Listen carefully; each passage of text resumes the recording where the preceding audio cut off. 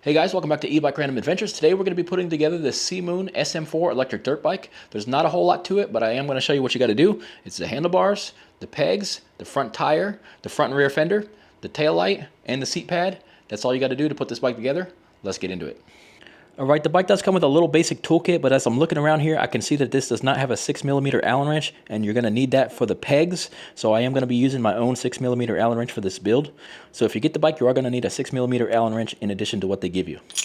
First thing we're going to do today is install these handlebars. Second thing we're going to do is get this tire on and get this bike up off the ground.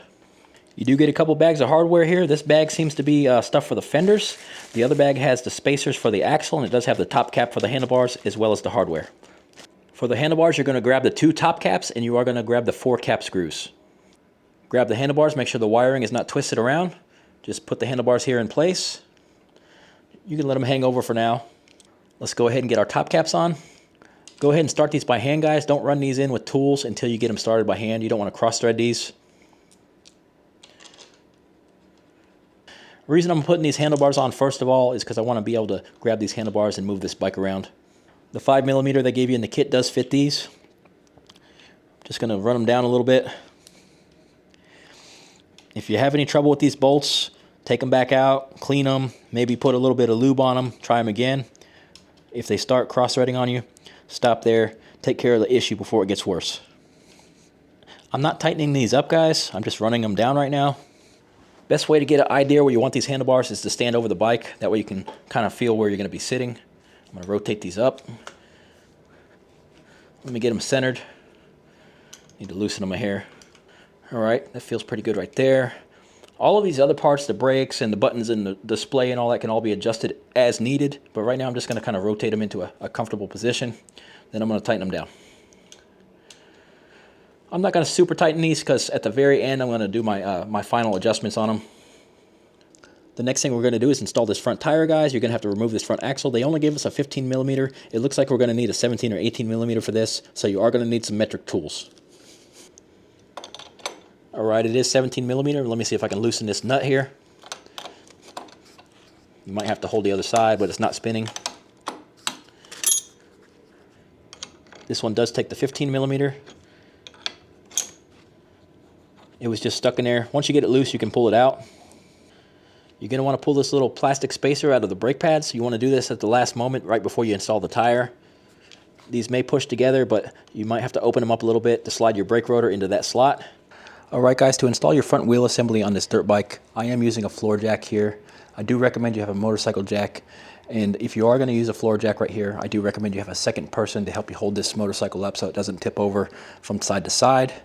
So everything you need to install this front wheel is you do get the axle bolt, you do get the nut for it, you do get a long spacer, and you do get a short spacer. Let me show you how these go on the wheel. Of course, one side of the wheel has the brake rotor assembly. This side gets the long spacer, so you're going to put the long spacer on this side. Spin it around, you're going to put the short spacer on the other side. This brake rotor assembly is going to have to go in between these 2 brake pads right here. So if these are not open, you're going to have to open them up just a little bit, but mine are already open. Only jack up the bike high enough to where your front fork is pretty closely aligned with your front axle. You don't want these to be too far apart. Now we're going to slide this front brake rotor right in between these 2 brake pads. Let me roll it back in there. Make sure not to knock out your little axle spacers as you go in. Alright. Now coming in from the opposite side of the brake, you are going to take your axle and put it through.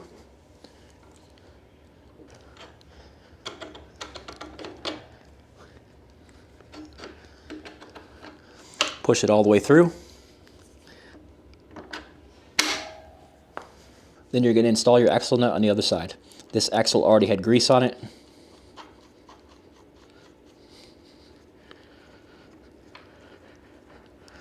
To tighten up this axle and nut, you are going to need a 17mm and a 15mm.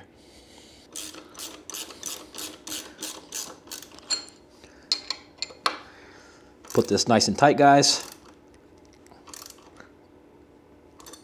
And that's how you install your front wheel. Of course, after you install the front wheel, make sure it can spin freely.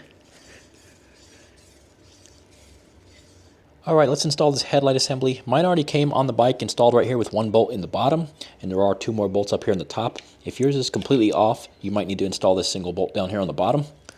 They do want you to put your wiring inside this little slot right here, so let's do that. Let me get them in order. Bring that one in first.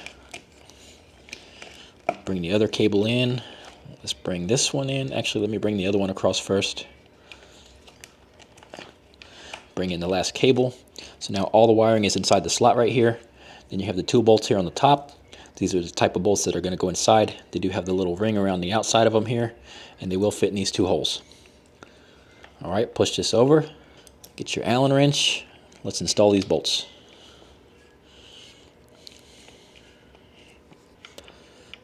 Tighten these up, guys, but don't make these too tight because this is made out of plastic. You don't want to break it.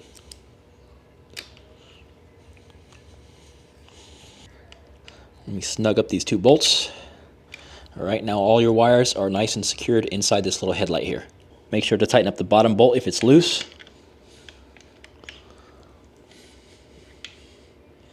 There you go, headlight assembly installed. Next big project we are going to do is we are going to install these pegs. There's a setup like this on both sides. You're going to have to take these bolts out of here. This is where you're going to need a 6mm Allen wrench to remove these bolts. Break them loose.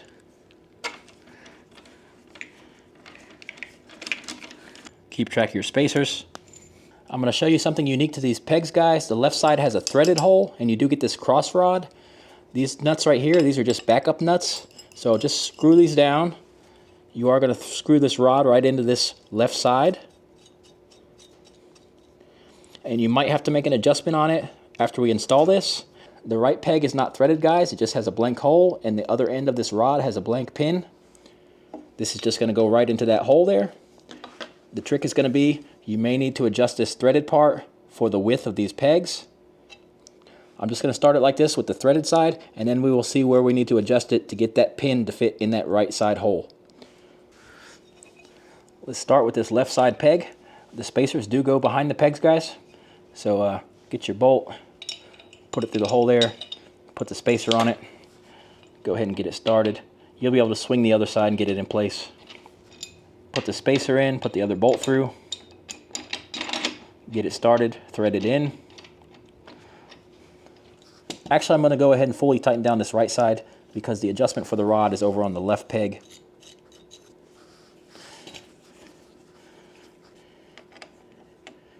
Make these good and tight. You are going to be standing on them. Just remember, guys, on this left side peg, you are going to have to put this rod all the way across and put this pin over on the right side peg, put it in the hole. You may need to adjust that so it fits in there. Go ahead and put the end of this rod into the hole over on the right side peg.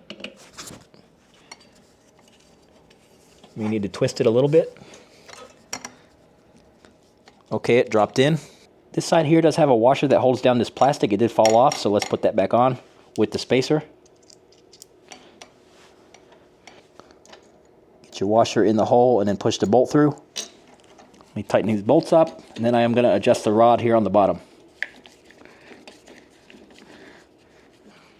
I can see that the pin is almost all the way installed here. There's just a very small gap on this side, so we are probably pretty close to where it's supposed to be. Once we get it all the way locked in over here on this side, we will just run these 2 nuts down here, and it does have a backup nut that's going to keep the other nut secured also. So you want to run one nut down first and tighten it up, and then you want to run the other nut down and tighten it up also. Let me see if I can get this to move at all first.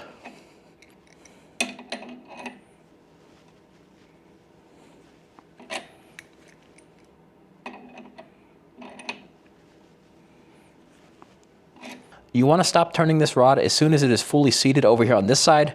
You don't want to keep on turning it and turning it because you are going to be putting pressure against these 2 pegs and you are going to be pushing them farther apart. So as soon as it stops over here and bottoms out, you're done. Go ahead and tighten up the lock nut on this side. This first nut, you probably would be able to keep on turning it and turning it and turning it to no end. But once it gets a little bit snugged up on that end, go ahead and run the other nut down also. And that's the one you want to make tight against this first nut. If you try to tighten this backup nut down and it keeps turning the whole assembly, you're going to have to get that second wrench. Hold that inside nut while you tighten up the backup nut. That is 13 millimeters there. Let me go ahead and double check it anyhow.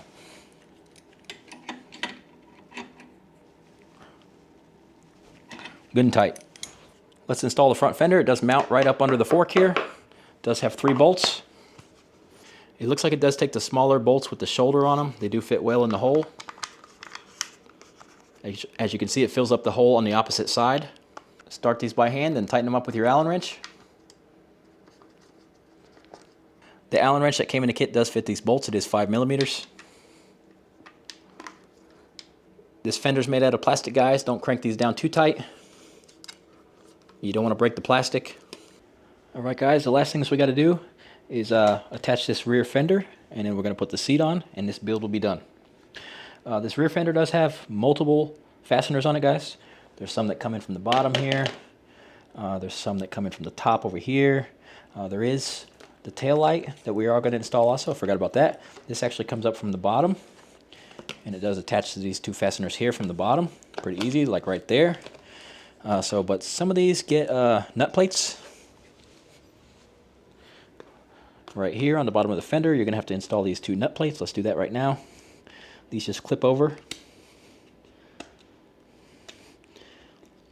Push them on till you can see the threads through the hole. And these are the two nuts that are going to attach to these holes right here all the way in the back. So you're going to get 2 bolts through here to these nut plates, and you're going to have 2 bolts going down the other way through the top. These do take the smaller size bolts, so let's go ahead and start these 2 right up here to the top here.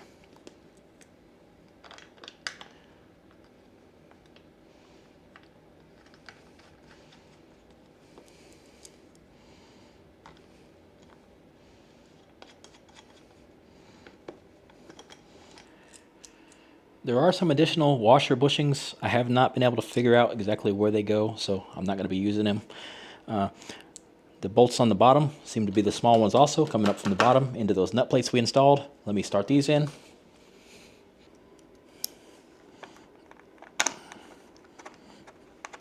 I'm going to go ahead and tighten these bottom bolts.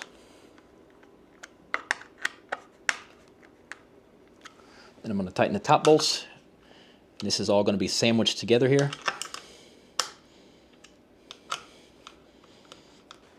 It looks like the headlight bracket itself is actually going to mount on the bottom of the seat here. You're going to put the seat through the holes here first, and then you're going to put the headlight bracket over it like this. And it's going to mount on there, but from the bottom. There are some other holes right here for the bottom of this plastic. It does take the larger size bolts. Those come up from the bottom.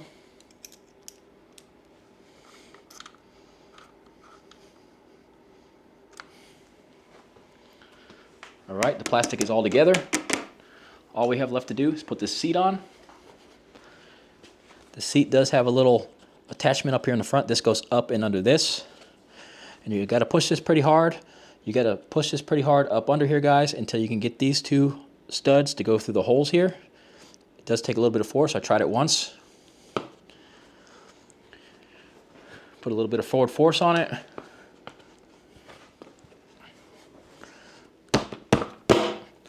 You get those 2 studs to drop into the holes. Down here on the bottom, you are going to put your taillight bracket over those 2 studs we just pushed through. You can push the wiring back in there, get this taillight bracket on there. And they do give you the hardware, 2 nuts and 2 lock washers. Use all that. The only way I was able to get these guys was to lay down here on the floor and look up at it from the bottom. And even then, it was still pretty tough.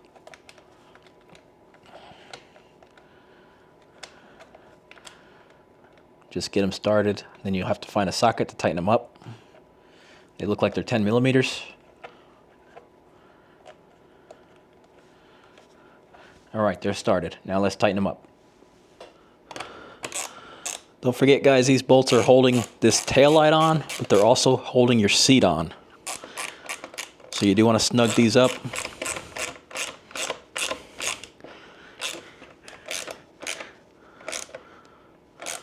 Don't over tighten them because you don't want to pull the studs through, but make them snug.